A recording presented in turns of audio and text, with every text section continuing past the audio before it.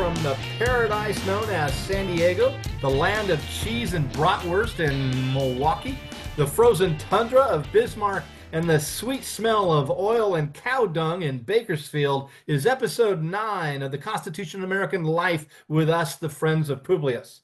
I do have I have to note that I received an email from a student in California, and she called us the Beatles of constitutional insights. We don't know who John, Paul, or George are, but we are really clear on who Ringo is. You think about it, students and teachers.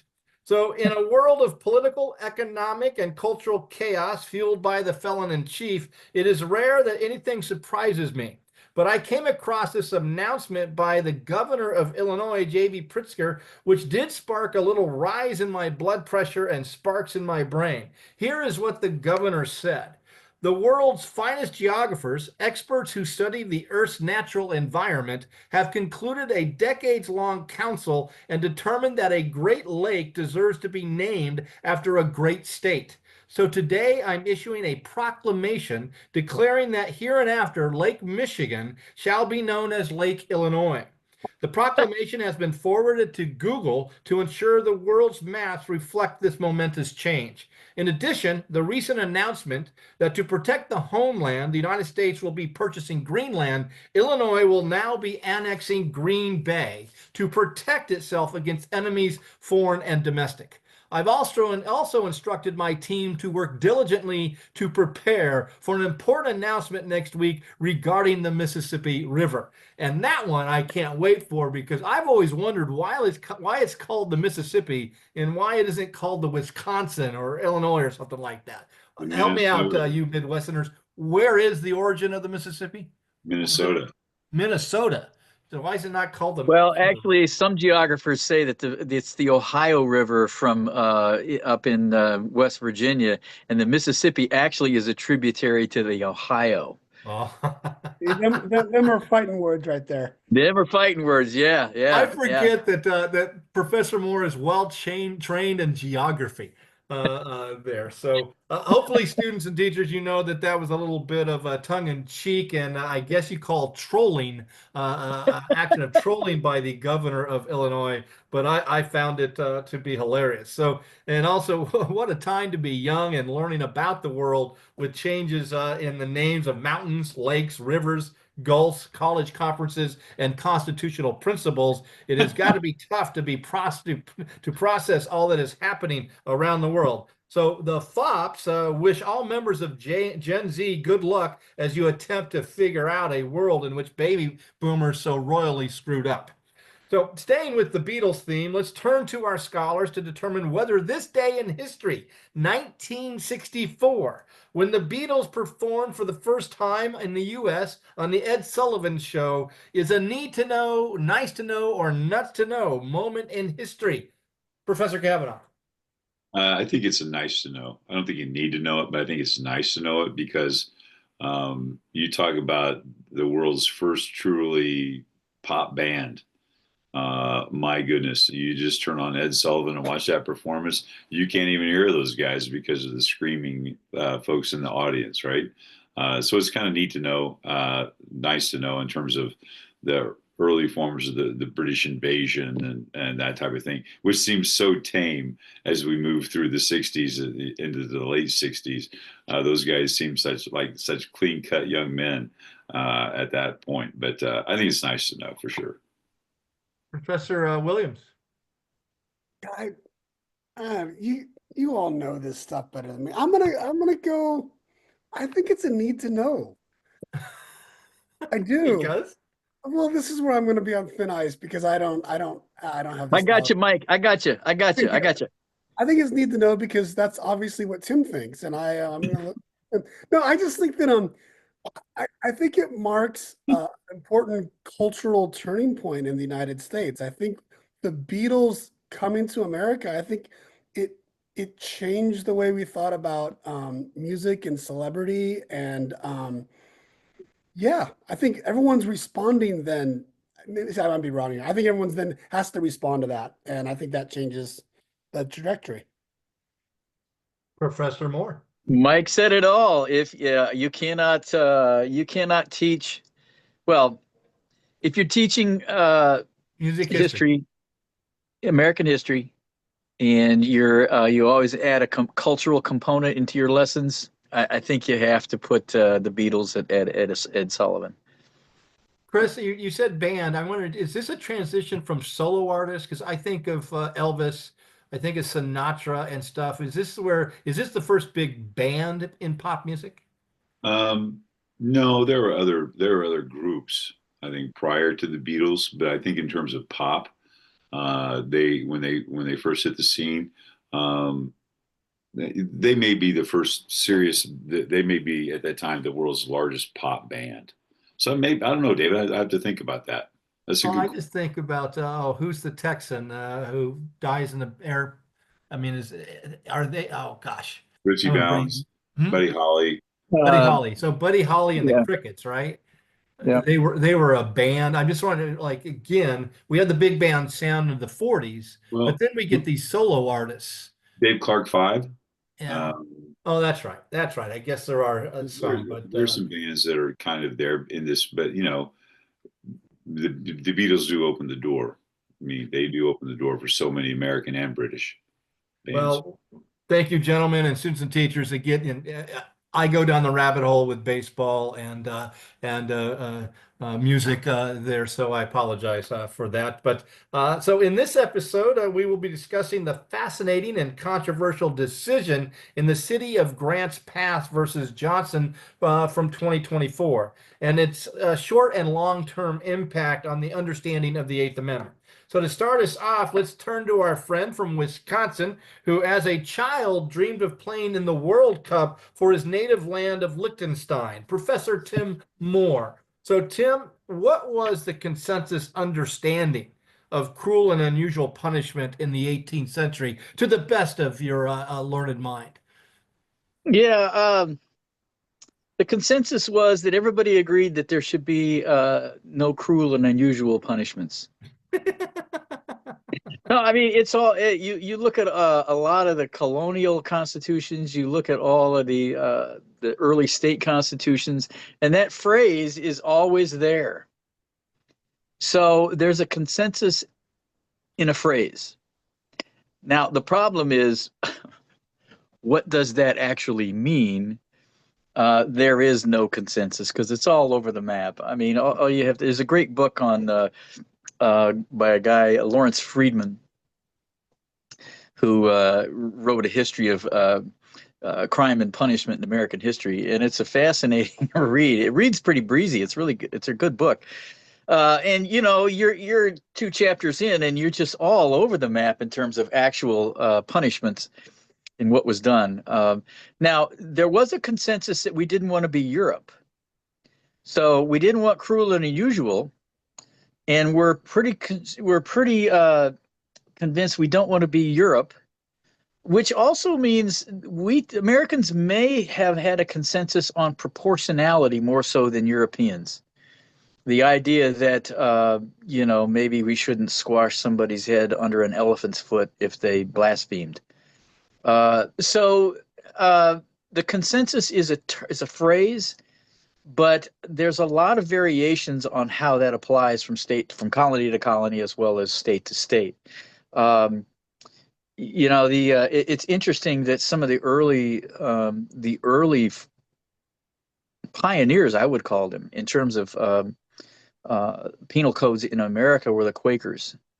The Quakers took punishments very seriously in the sense that they were much more interested in restoration than they were punishment. And I think that too might be another consensus in a lot of places in America. There was this idea of restoration to the community. I think in modern parlance, Mike, it might be called this movement towards restorative justice. That was a feature. And even some of the draconian punishments that we do see in colonial, there's not long-term jails. I think so they were very interested in restoring you back to the community. So I was wondering, you kind of brought it up. I was wondering, as far as influence on this consensus of no cruel and unusual, is that influence Enlightenment thinking like Beccaria, or is it religious like the Quakers? Well, it precedes the Quakers, this idea of because the cruel and unusual idea and proportionality also can be found in the European tradition too. But I think the Americans really take that seriously, and I also think some of it may be secular in the sense that if you believe man is perfectible, that he's not permanently flawed, you might be a little more open to punishments being rehabilitative in nature. So you don't have to be religious to have this restorative principle. Although I think there's a biblical rationale for restorative justice too. You can kind of see that in the Old Testament as well. But I think the secular notion of the perfectibility of man may play into this notion that we're not going to be just brutal and barbaric. Well, we talked a lot about how Montesquieu and Locke, how they're widely read. I wonder, was Beccaria widely read? Yes. So we can say that he has a key influence on American Sure. thinking. Absolutely. Yeah. And I think that you can see kind of a biblical principle there, as well as the secular principle of restoration, and the assumption that man can be perfected through punishments. So, Chris, the question looks at it again, as Tim refers to, there's no national consensus on the meaning of cruel and unusual there. But after the 14th Amendment, the national government now does have a role to play in the state governments. And I'm wondering if there's a turning point at some time in that history post 1868, as far as Americans' understanding of the Eighth Amendment, if there's some point in time where we see a shift in that understanding. And if so, when was that, and what's the context? No, there is no There's time. not. There is no turning point because we still execute people. Well, is there ever, let me ask it this way, is there ever a consensus on what cruel and unusual is? I mean, I'm talking about 100%, No, there's but not. is there, no? Idaho, just right now, Idaho, this morning, I just read the piece in Idaho where they have just reintroduced the firing squad as their preferred method of execution because of lethal injection is not guaranteed because they're no longer able, the states are no longer able to find the three drug cocktail that they're using for lethal injection. So the state of Idaho is really close to reinstituting the firing squad for the method of execution, and they have a number, several scores of people on death row waiting execution. So I would say no, we haven't evolved because we still execute people. So all we do is find a new way to kill people. So I'm not sure that you could say that's evolutionary. Well, the students are asked to deal to some degree with this notion of the evolving sense of decency here. I'd say that's horseshit. Okay. Well, I'm going to push back a little on that because there's so many things that used to be capital crimes that aren't now. Now, I say yes, we still have a death penalty, and that's problematic, I think, for many people, including myself.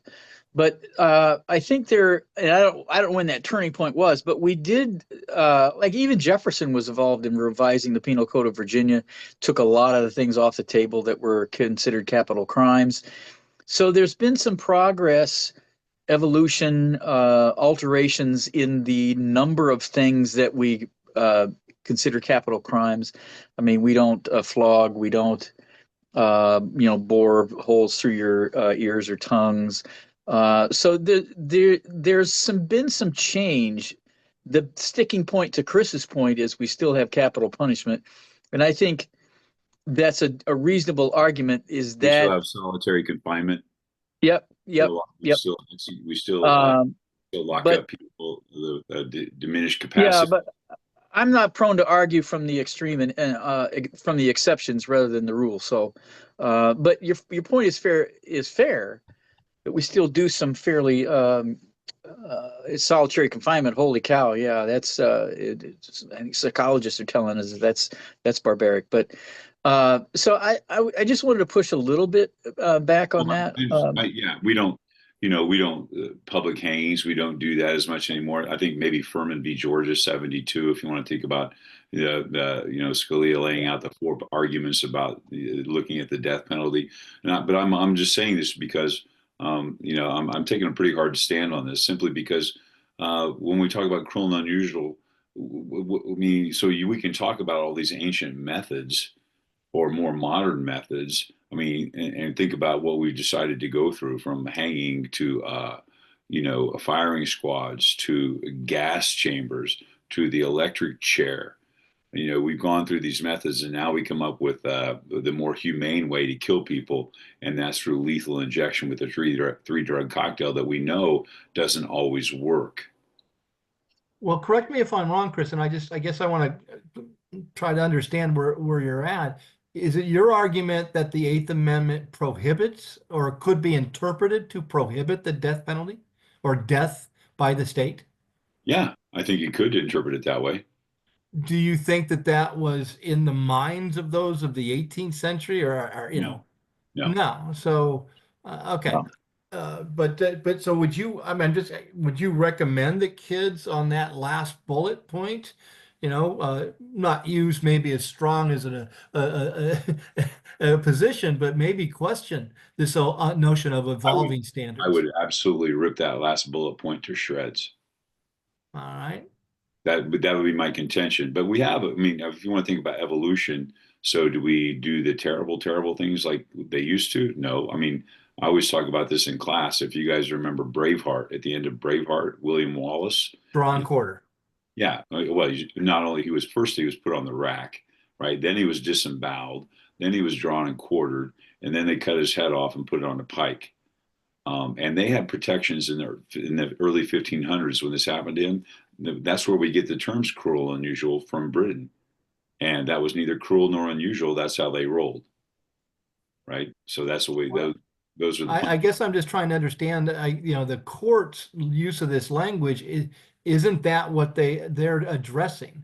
When they're addressing evolving standards of decency, they are talking about methods.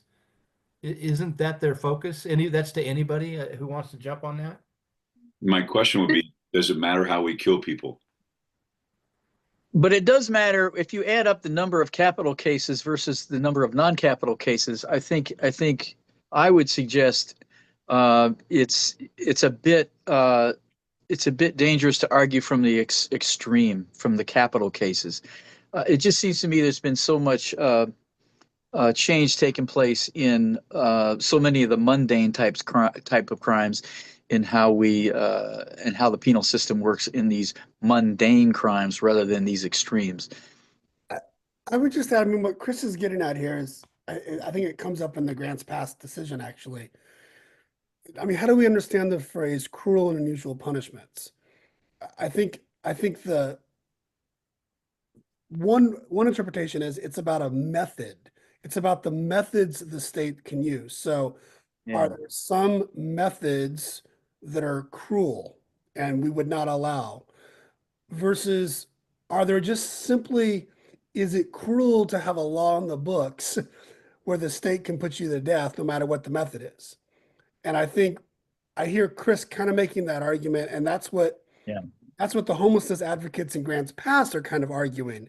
Like, it's not the method. It's not cruel that you're giving someone a fine. It's just cruel to have a law in the books that's going to punish someone for not having shelter. And the court in Grants Pass doesn't buy it. And I think even the death penalty jurisprudence, they haven't seen it that way. They've seen it through more of the method of putting someone to death rather than the actual law that would put someone to death. And I'm not disagreeing with Chris at all, because I agree. But I think that's where the legal constitutional argument is. So, Mike, it sounds to me like you've explained how the relationship of regulating homelessness, how that relates to the Eighth Amendment there. I'm wondering if you see the decision in the Grants Pass case as a departure, maybe a radical departure from the general understanding of the Eighth Amendment, or is this just a return to the more traditional understanding. Yeah, it's somewhere in between because there's not a lot of cases on this, right? So I'll give you here's the main case that's out there that sets up this idea that there are certain laws you can't have on the books just because it's cruel to have that law. This sounds very much, students, by the way, like a due process argument, like a substantive due process argument. So I understand if you're hearing echoes of that, yes, yeah, hear those echoes. There's a case from 1960s called Robinson. There was a law in the books that said it criminalized being addicted to narcotics.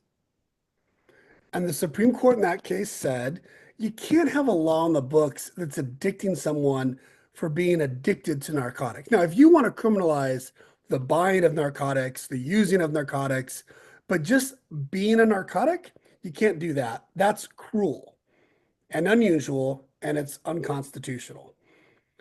And what advocates have been doing, starting with the Martin case in the Ninth Circuit back in the 2010s, they've been saying, look, if you have a law in the books that says we're going to punish you by fines at first and then put you in jail because you have nowhere to sleep, then that's the equivalent of punishing someone for their status, that they are that evening have no place to go. The counter argument is that no, we're not punishing your status. We're punishing the fact that you are sleeping in a public area, and we can stop you from doing that. To which that's the dissenting opinion, and they don't have the votes for that. If I'm being objective about this, and I have very strong feelings about the issue of homelessness, like I'm sure all of us do, this to me is a perfect example of where we may really want there to be some constitutional guidance that we may think, shouldn't the Constitution protect someone who has no choice but to sleep in public? They have to sleep at some point. So where are they going to sleep if there's a law that says you can't sleep in public? But our Constitution doesn't provide that. And look at state constitutions, they don't provide it either. There's one state that has it by statute, Massachusetts. There's one state, New York, that the courts told them they had to have a right to shelter. Now I know that here in California, there's been some grumblings about there's this idea that we have a right to happiness and safety. And some are thinking whether that is an actionable right. You don't have to look too far in Europe or other places in the world, South Africa, where there is a right to shelter.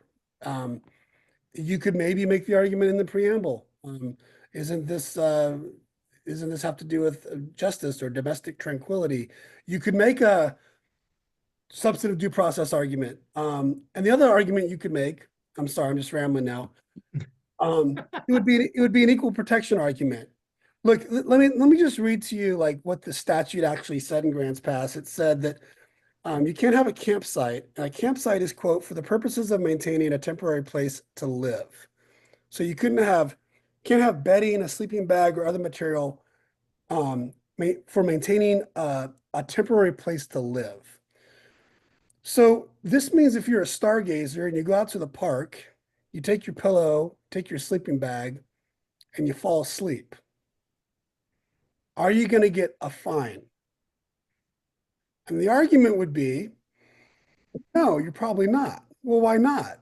Well, because obviously the cop can tell.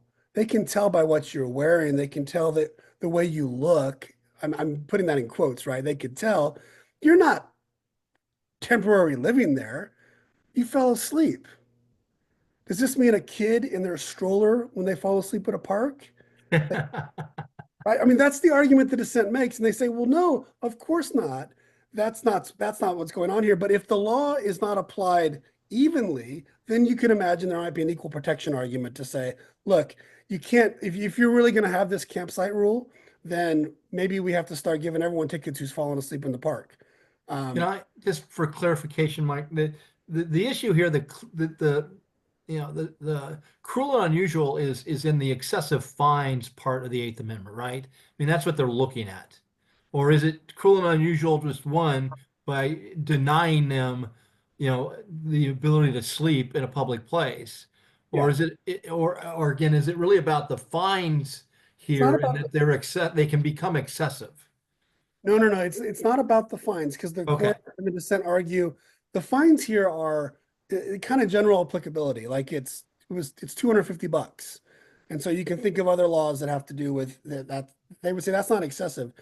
No, it has to do with whether when you read cruel, is it based on is it just cruel to have a law to say if you have no place to live, that we're going to fine you for sleeping? Or is it really, no, that's not what the Eighth Amendment's about. And then we do look to the method and we say, okay, is it cruel or unusual to fine someone who's sleeping in public? And the majority would say, no, of course not. Like you have to have time, place, and manner restrictions on where and when people can sleep for all sorts of reasons that we could come up with. So it's really a debate over, I think, what cruel means. And as much as I want the dissent's argument to be the law, they just don't have a lot of precedent, and they don't have, I don't, hearing Chris and Tim, a lot of history to pull on to make this argument. But it's what they're left pulling on because our Constitution has so little to say on this issue. Chris? Yeah, I'm going to push back on Mike. It's actually not cruel. It's about punishment. Because if you look at Thomas's concurrence, right, because he wants to make some special points, and that fine itself is not punishment, which is wrong because that fine will roll over because the second time it will be more, and then there's jail time. So there's a process there. And Mike's talking about stargazing. That actually came up in the lower court, in the fact finding in the lower court. Even the chief of police of Grant Pass said, you know, if you're out looking at the Perseid meteor shower, we're not going to arrest you. If you're a businessman on a park and you fall asleep, we're not going to cite you. We're not going to fine you, right? So the idea is that they can tell. So the majority's opinion fails to take into context the actual events on the ground in Grants Pass, which is a little frustrating there. But if you look at, it's not cruel; it's about the punishment. And Thomas's argument that citation is not a punishment. Yeah. But the problem is that if you look at what happens, and by the way, it's Grants Pass v. Johnson. I think the Johnson who was in the name in this passes away during this whole process because we know that it takes a long time for the case to get to the Supreme Court and for the court to rule. So that's what Thomas's point is in his concurrence is it's not really a punishment by issuing a citation or a ticket. Yep. So good. Sorry, go. No, go ahead. Well, no, because I'm not sure whether I'm already. You go ahead, and I don't want to step on another question. Well, Tim, let's kind of bring this back maybe to Unit 1 and some fundamental principles here. How does this case issue represent kind of the individual rights versus the common good, as well as the tension of federalism? Well, let's take the two philosophies first. I think it's an easy setup there. Does the community have a right to keep its park benches and keep human defecations to a minimum in their parks? So there's the community interest of clean parks, health. There's probably a lot of health issues in this as well. But if you want to run it out on individual liberty, I can roam and sleep and hitchhike and do whatever I want. So I think it's an easy setup in terms of those two interests. I think the federalism piece actually is quite interesting because even in ratification, there was a lot of when they did talk about the Eighth Amendment, many of the anti-federalists were fearful that we needed a cruel and unusual. They were advocating for a Bill of Rights, but in the Bill of Rights, they said without a prohibition against cruel and unusual, this new constitution, the federal government would do cruel and unusual. They were raised the specter of European abuses and that European tradition of cruel and abusive laws. But I think there's this interesting case. I think it's Furman. I think that raises the point, the federalism point. As I understand it, there was great disparities around the country as to what you could do to get the death penalty, how it was administered. So there was a tremendous, I think it's called Furman v. Georgia. Right. where they raise this issue of there's great disparity from state to state. One state would have a lot of things you could do to get the death penalty. Others, so there were differences. So I think Furman as I understand it, didn't ban the death penalty. It just said, let's slow down and let's look at these disparities from state to state. That's clearly a federalism issue.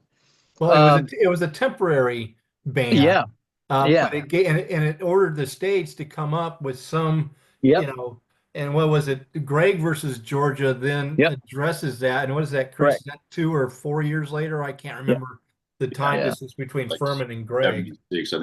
I know Furman is 72. I Okay. think And then Gregg is 76. Yeah. So there's some scholarship on this federalism problem. In fact, there's one scholar, I think his name is Mannheimer, who says there's two cruel and unusual clauses.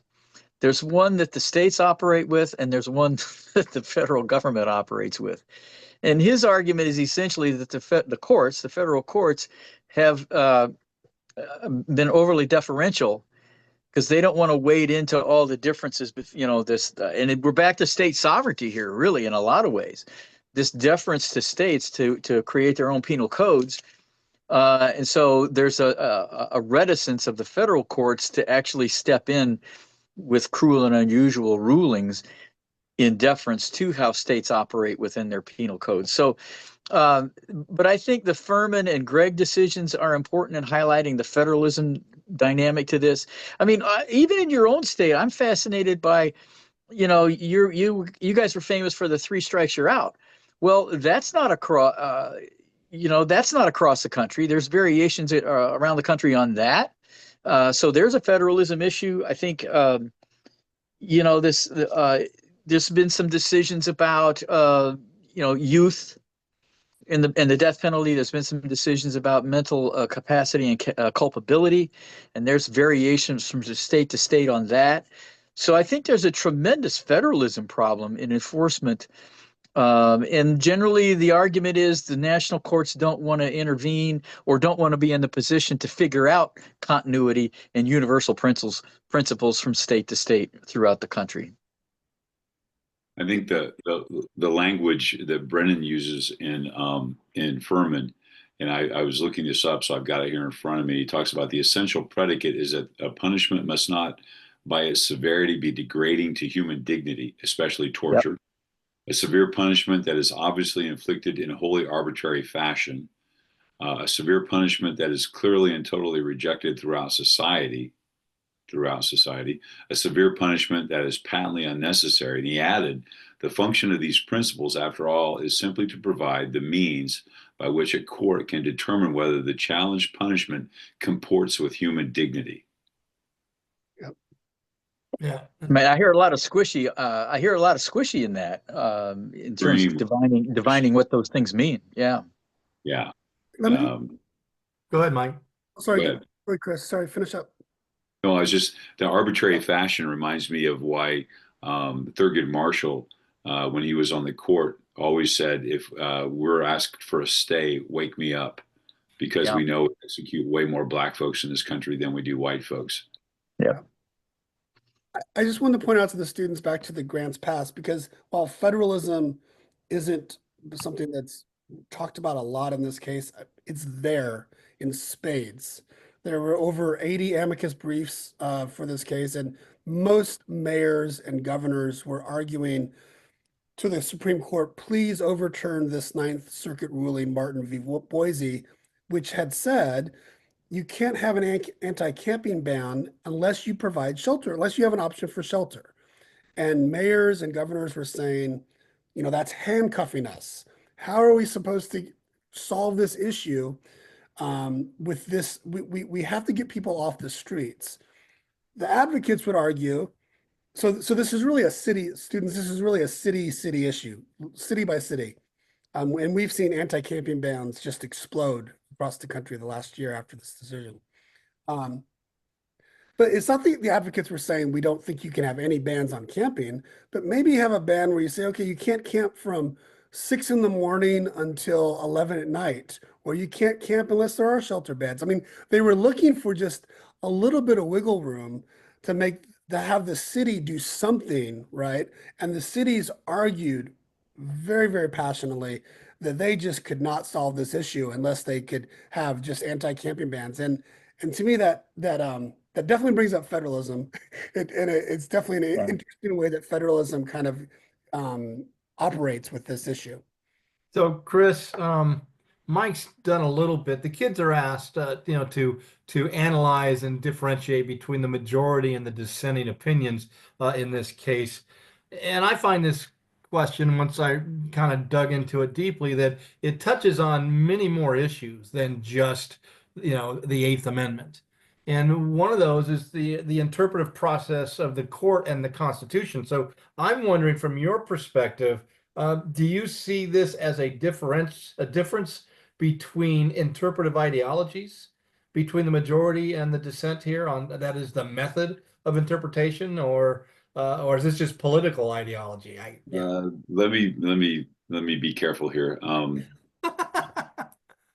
Uh, uh, well, let's deal with the interpretive method of originalism, right? And when we're talking about cruel and unusual punishment, and I know the originalists. I'll put something in the show notes. A really good arguments both sides for different interpretations from the Constitution Center. An excellent piece by two good scholars. But so the idea originalists want to go back to what was cruel and unusual in 1791, right? For like what that and do you think it would have been unusual in 1791 to shoot electricity through a person's body until they were dead? I Yeah. would say that would have been very unusual considering Dr. Franklin and his famous lightning rod was relatively new. But yet, so how do we wrap the idea of originalism around that? Or let's see, do you think it would have been unusual in 1791 to drop pellets into a bucket that would have caused a chemical reaction that would cause someone to pass away? That might have been unusual in 1791. So my point in bringing these things up is the idea that originalism in this regard is not a great way to perhaps find a solution to this argument. And I think if you look at the minority opinion that Sotomayor authors, she kind of calls out the majority for the misreading in Robinson about conduct versus status. So I think it might be more political ideology than it is about interpretive methods. Well, going to Mike's analysis, I mean, it's a textual interpretation, right? The majority's reading the text and what cruel and unusual mean, and is that where both sides are? It's just a different understanding of the text. Yeah, well, no, I would also throw in Thomas's concurrence because he does go down the rabbit hole of punishment. Yes. I mean, which he agrees with the majority, but he wants to write separately because he has a couple points that he wants to make in his concurrence. So students do not forget that concurrence because there are really three opinions in this case. Yeah. But yeah, I would agree with that, David. So, Mike, you brought up the Ninth Circuit, and I guess here's the struggle, that some people have in the decision in Martin versus Boise, by saying you can't do this unless they have a place that they can go. It seems like the Ninth Circuit was getting in the realm of public policy. They were saying, listen, we're going to you've got to come up with, a housing program. All right.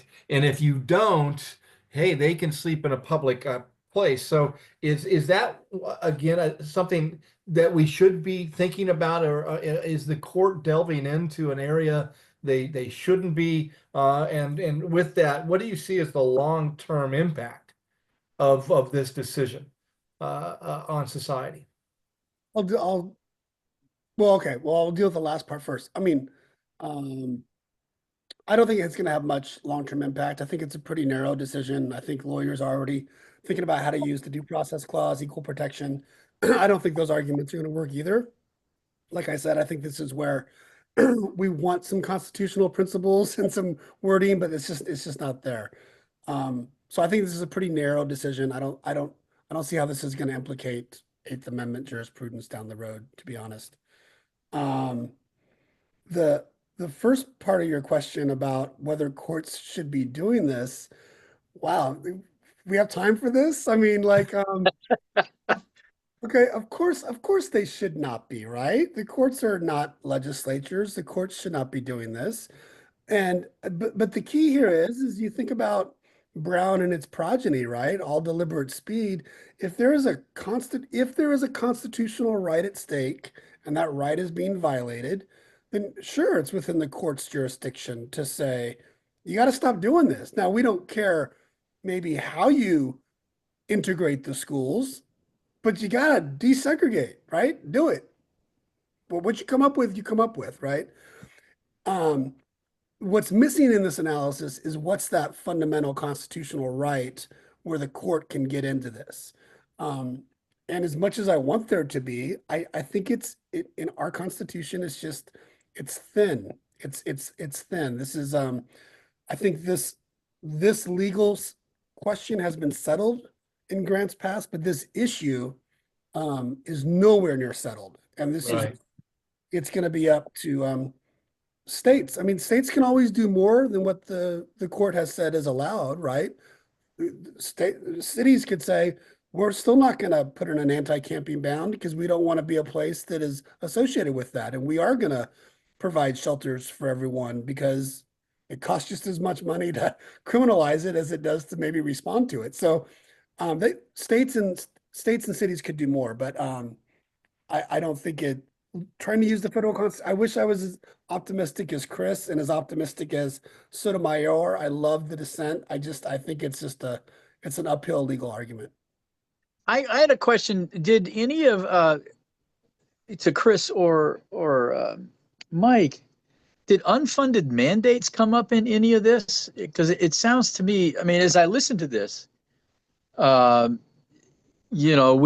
went around on that in the 90s, on whether the federal government could have these restrictions on gun laws, and it was deemed to be an undue burden on the states. So is unfunded mandates a part of this equation on you have to provide the housing? If Congress again mandated, then I think that would Right. be a key discussion is can Congress mandate housing programs by states and municipalities? And if so, do they have to provide the funding for that as a public policy remedy to this? I don't know, Mike, what do you think? Well, yeah, I mean, I think that's a great question, Tim. The short answer is I'm not sure. It was not when I read the majority and concurrence, it wasn't there. Now, whether that showed up in a brief of Newsom, Yeah. maybe there's an argument there that one of the ways the Martin case is harming us is because you're forcing us now to spend public monies in a way that maybe. Yeah. Yeah. I think I'd go back and look at the Martin case and see what was written there because Mike alluded to that Yeah. because that becomes the issue. And I think in Grant Pass, a city of what 39,000 people and an unhoused population is anywhere from minimum to up to 600 people. And the Martin case out of Boise was that you have to have X number of beds available. I don't know that in the majority opinion of Martin, they tell you how to go about getting X number of beds because you have a lot of private entities. It could be church groups and various groups providing beds. And there are so many rules for people moving into temporary shelters in terms of like some places you can't bring your medical devices. So if you had a CPAP machine or if you had other machines that you needed, you may not be able to bring those. You can't bring your pets. You can't bring your spouse. There are a lot of rules. You have to perhaps work at the shelter. You may only be able to be at the shelter for a couple of nights. So there are a lot of things that go into play there. But that's a great question, Tim. I don't know exactly the answer. So, gentlemen, we've come to the end of our time together on this question, and I want to start off with Mike, because I know Professor Williams that this issue is near and dear to you. It's kind of part of your job at the University of San Diego. You've been spearheading a group, an organization to look at homelessness in San Diego and to help on trying to develop policy. So, what recommendations and insights do you have for students and teachers as they prepare for this question? Yeah, I mean, look, I'm glad the question's there because I think students and teachers are going to learn about this important issue. The question is pretty, I mean, for we the people question, it's pretty straightforward, right? It's just asking you to think about the Eighth Amendment, think about the case, the majority dissent. So I don't know how, I think we've done a pretty good job of giving you some ways you could think about that. But I would add this. I think there's a way for you as you're thinking about this to think about majority tyranny, to think about Federalist 10. Because and this is something, Dave, that you mentioned to me years ago, so I'm going to give you credit. You said this is an issue that it's never going to really be resolved because even in the most quote unquote progressive liberal areas, you have folks saying, get those guys and women off our streets. So this is an issue where there's little chance of building a coalition of folks who are going to want to maybe um, treat this marginalized population better. So I think this is maybe something to reflect upon about whether this is one of Madison's fears about what can happen at the local level. Because I'll tell you what's happened at the local level. I've talked to police officers and a lot of elected officials on this. If they're honest, their strategy is just go be homeless somewhere else. Like literally go into the next jurisdiction because it's whack-a-mole. We will push you out until you go someplace else. Every city has a program where they buy you a bus ticket. They'll find a relative and buy you a bus ticket, which is great. If there's a family member you can be reunited with, that's great. But there is this kind of rivalry between cities of who can be the meanest, and this comes from Elizabethan poor laws that we inherited, who can be the meanest, and then you have this group of folks who are getting no relief. And they're not going to get relief, I think, within the political process, and they're not going to get relief through the Constitution. So is this, again, think about how this implicates Madison's fears about what happens at the local level, tyranny of majorities, and what happens to groups that have no other recourse to get relief. Tim. Yeah, as I was listening to Mike, I was thinking about those Okies that had wound up in California, homeless and camping out in their car. Bakersfield. They came to Bakersfield. Yeah, and talking about getting shoved out from one city to the other. But I guess I appreciate the fact that Chris led out with a moral argument, because it seems to me latent in all of this discussion about law surrounding the Eighth Amendment, at root, I perceive this to be a moral issue. And I would urge students to don't duck that. I mean, you heard a very eloquent argument straight out of the chute tonight here. Chris is looking at this, a facet of the Eighth Amendment, and he makes a moral argument. And I'd suggest that all penal laws are rooted in some sense of community morality or some kind of transcendent morality. There's all kinds of morality issues within the Eighth Amendment. I would suggest don't duck that. Make a reasoned, well-reasoned argument. But I think at root, don't underestimate the morality in all of these discussions and all of these cases. Chris? Yeah, make a better argument than I did, students. I think for what I would, and I agree with Mike that on his face, this is a very straight up, we the people boilerplate kind of question, but it's not, because we're getting into policy versus law, and this the failure of policy that leads to these decisions. So find places that are dealing with this problem in a way that is solving it and not just pushing it out, because that's exactly what Grant Pass is trying to do. They're trying to make it so uncomfortable for people to be there. They're trying to get them out of town, exactly like Michael just described, the whack-a-mole process, right? So look at this connection between whether it be a city policy, a state policy, versus the law as it's written, and think about how those play out, because it really is a failure of policy. And it also, people want to talk about the root of homelessness or being unhoused, and having conversations with the mic about this. I've been educated in my own narrow view about things. Be sure you understand those causes of people being unhoused before you jump into the usual tropes of why you think that is.